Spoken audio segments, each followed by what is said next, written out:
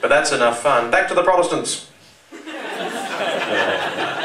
He looks grumpy. Give us a smile, Archbishop Cranmer. Oh. He's probably so grumpy because he's been busy writing the Book of Common Prayer, which with the King James Bible is the second pillar of faith, the Anglican Communion. And I have a copy here. And I was first put onto it when I was watching a documentary called Rivers, Friend or Foe? Because one cannot be certain. Mostly friend. But sometimes rivers are tricksy.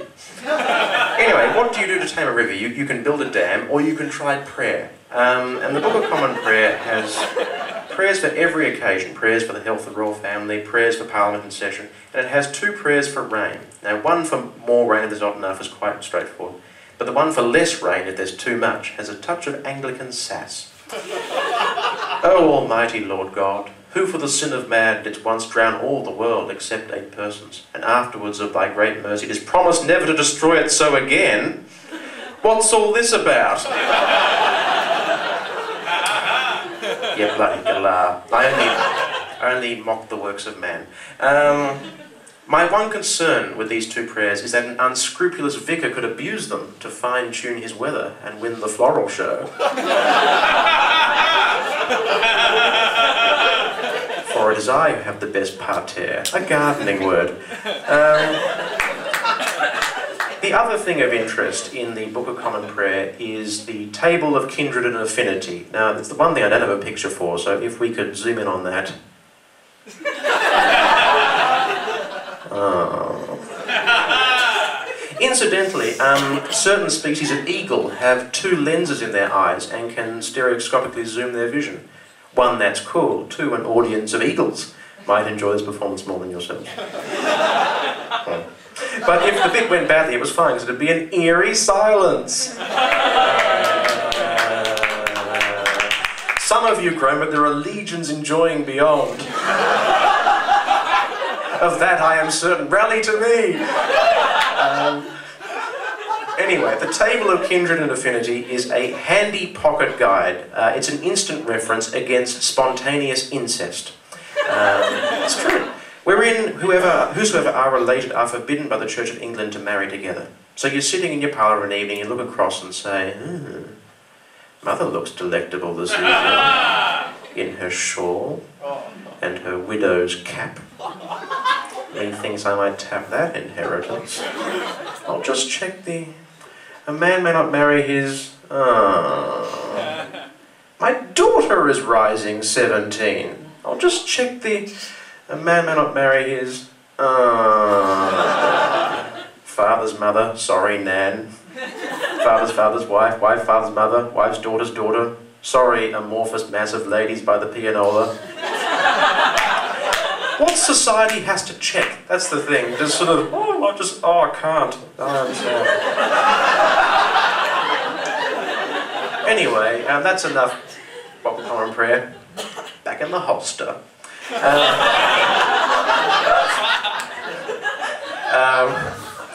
Of course, these rules about incest only apply to the man in the street, you and I. If you're a member of a royal family, nothing goes wrong if you commit incest.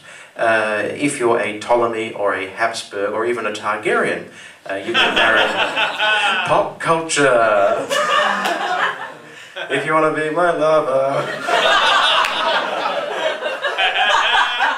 I'm with it. I'm hip, I'm happenstance. Anyway, this leads me to the first impression of the evening. So, who is this? Do you need a hint? The portrait by Lucius Cranach the Younger? The victor of the Battle of Muhlberg against the Schmalkaldic League of Protestant Princes? Quite right, it's Charles V.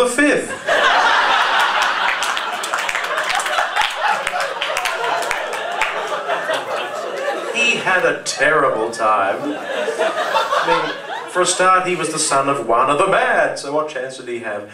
And he was the champion of Catholicism when it was just too late to nip Protestantism and the Reformation in the bud. Like his armies were camped outside Rome, protecting the Catholic Church. He ran out of money to pay them, they mutinied and sacked Rome and burnt St. Peter's and everything else. And all they could do was go, oh, whoopsie. Or he called Martin Luther to the Diet of Worms to ask him to recant his Protestantism. And Martin Luther famously said, "Here I stand, I can do no other." And Charles V went, "Oh, I was hoping you might recant your Protestantism. Oh, jeez, I'll just sit here." People said I was mad to do a Reformation set. They said it was complicated, they said it was obscure, but I say to you, you haven't seen obscure till you've played the Reformation board game.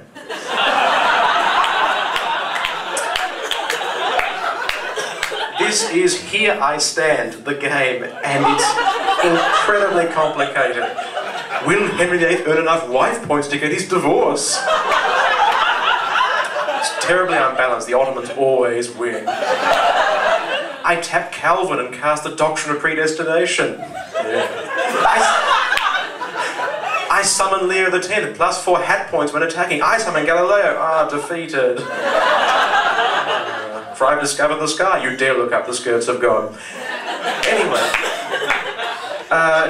it may not be a game you know, it's not as popular as Monopoly or Balderdash or whatever, but in its own fan sphere, it has a really strong following, and it has groupies, or as you call them, Here I Standies.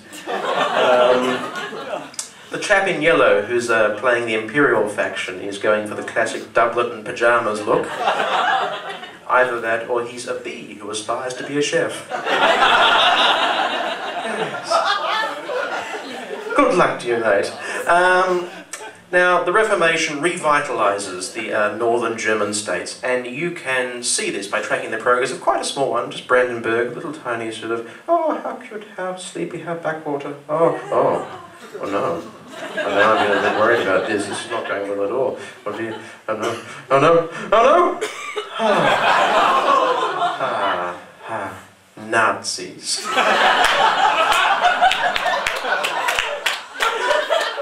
Now, the friend who coloured in these slides for me did an excellent job, but I forgot to tell him that the little bit up there, the bit of Sweden sticking down Malmo, shouldn't be read. It was never occupied by the Nazis. So consider that an Easter egg, or one for the bloopers reel, when you buy the DVD.